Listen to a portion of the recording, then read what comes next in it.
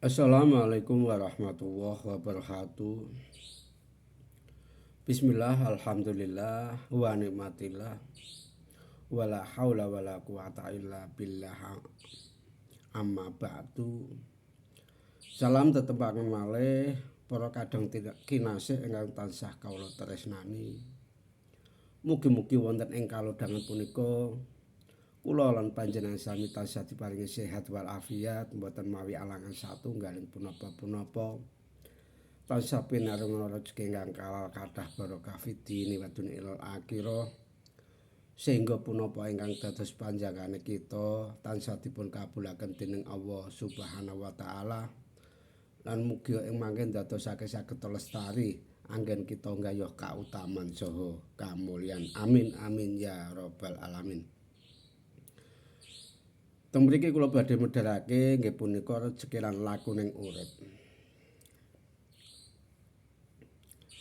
Wedharan rejeki lan lakuning urip ing piwulang urip Jawa, ing piwulang uripe wong Jawa, rejeki ora mung digandhengake karo usaha utawa pintere wong golek bondo. Ananging rejeki uga kerep disambungake karo lakuning urip, yaiku carane menungsa nindakake urip saben dinane. Kepiye atine, pikirane, tembunge lan tumindake marang wong liya.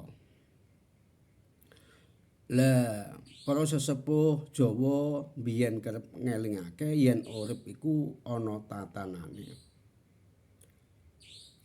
Lan apa sing ditindakake menungso karo duwe pengaruh marang lancare utawa serete dalan rejeki iku mau. Lah mula wong Jawa mung ngajari supaya wong sregep nyambut gawe. Mula wong Jawa ora mung ngajari supaya wong sregep nyambut gawe ananging uga ngajari supaya wong nglakoni urip kanthi becik lan bener. Amarga menurut kawruh Jawa laku urip sing becik kerep mbukak dalan rejeki ananging dene laku urip sing ala kerep ndadekake alangan tumrap rejeki iku mau. Dadi sing sepisan yaiku njaga ati lan pikiran. Ati lan pikiran iku sumber saka kabeh tumindake manungsa. Yen ati kebak rasa iri, dengki, sengit lan ora seneng marang kabegjane wong liya, pikiran uga bakal dadi peteng. Wong sing atine kebak rasa kaya mengkono biasane gampang nesu, gampang curiga lan angel rumangsa cukup. Dadi ing kawruh Jawa dipercaya yen ati lan pikiran sing kebak rasa ala bisa anggawe urip ora ayem. Lan kahanan kaya mengkono kerep dadi alangane tumrap tekane rejeki. Mula para sesepuh ngajari supaya manungsa ngresiki ati lan njaga pikiran supaya tetep resik lan becik.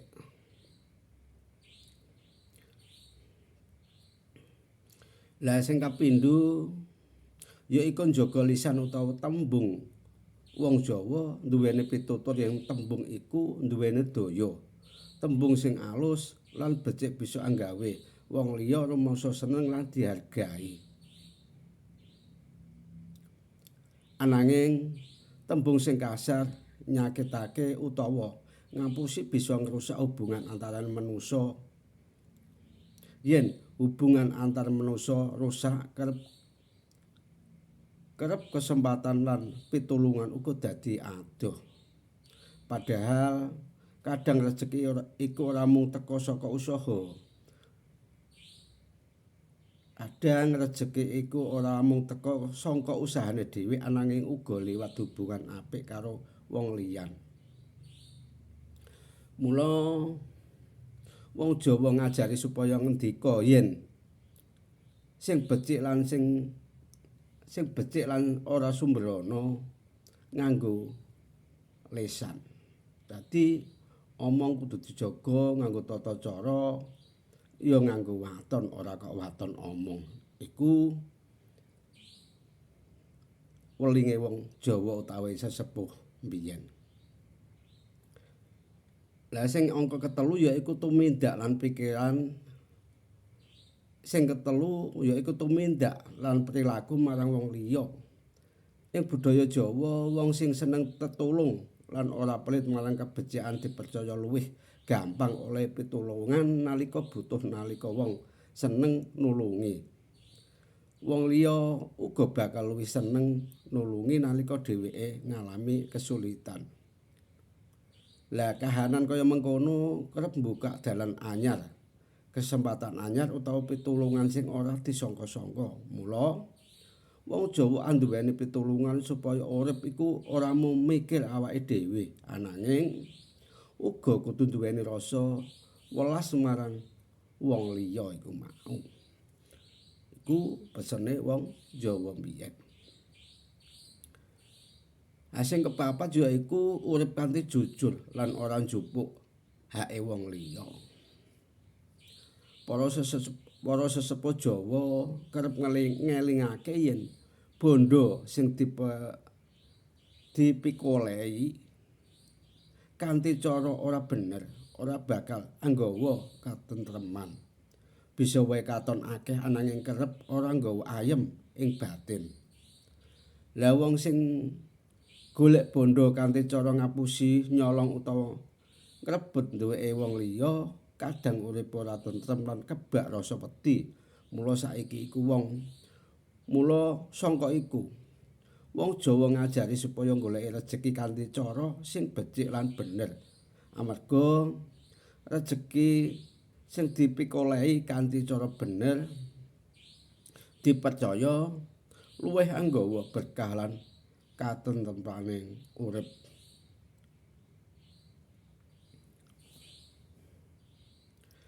Lah sing kaping 5 yaiku tetep usaha nanging ora lali marang rasa syukur. Sing kalimo yaiku mang tetep usaha nanging ora lali marang rasa syukur. Lah ing piwulang Jawa, usaha iku pancen penting amarga tanpa usaha wong ora bakal oleh apa-apa. Ananging usaha uga kudu dibarengi karo rasa syukur marang apa sing wis diparingake. Wong sing tansah ngrasa kurang kerep ora nate ngrasakake cukup senajan wis nduweni akeh, ananging wong sing ngerti syukur biasane luwih gampang ngrasakake tentrem lan ayem. Ing urip rasa syukur uga anggawe manungsa luwih bisa nampa kahanan lan tetep semangat nglakoni urip kumau. Mula sangka kabeh piwulang iki bisa dimangerteni yen miturut kawruh Jawa, rejeki ora mung perkara usaha utawa nasib. Ananging uga ana gegayuhan karo laku urip saben dinane. Lah nalika manungsa njaga ati, pikiran, lisan lan tumindak supaya tetep becik, iku mau bisa dipercaya dalan rejeki uga bakal luwih gampang kebukake. Anggen kita golek sandang kelawan pangan iku mau. Lah mula para sesepuh Jawa kerep menehi pitutur rejeki iku kerep teka saka lakuning becike manungsa iku mau. Tegese kebecikan sing ditindakake marang wong liya kadang bali marang awake dhewe ing awujud pitulungan, kesempatan utawa rejeki sing ora disangka-sangka. Ananging kabeh iku tetep kudu dibarengi karo usaha, kesabaran lan rasa syukur ing sakjroning urip iku mau. Lah niku wau ingkang sampun kawula wedharake wonten ing inggil babagan rejeki lan laku urip. Mula akeh wong sibuk mburu rejeki ananging lali ndandani lakuning urip. Kadang iku lho sing ora disadari akeh-akeh manungsa jaman saiki. Isane ya mun ngomong dadi kelakone ya kadang ya do urung iso. Mula ayo kabeh sedulur padha ndandani ati lan pikiran supaya uripe bisa mapan lan bisa kabuka apa sing dadi gegayuhane kita utawa panjangkane awake dhewe supaya iso kinabul lan sesuwunane utawa penjalukane tansah dipun kabulaken dening Allah Subhanahu wa taala. Lah niku wau ingkang sampun ingkang saged kawula terangake wonten ing inggil. Mugi-mugi andadosake berkah barokahipun kula lan panjenengan sami anggen kita pados rezeki lan pangan niku wau ingkang dipun wastani rezeki lan lakuning urip. Ngoten mawon kala kinten ngalap cekap kirang langkung nggih kula pribadi nyuwun agunging pangapunten ingkang makathah-kathah. Wallahu a'lam bishawab. Wassalamualaikum warahmatullahi wabarakatuh.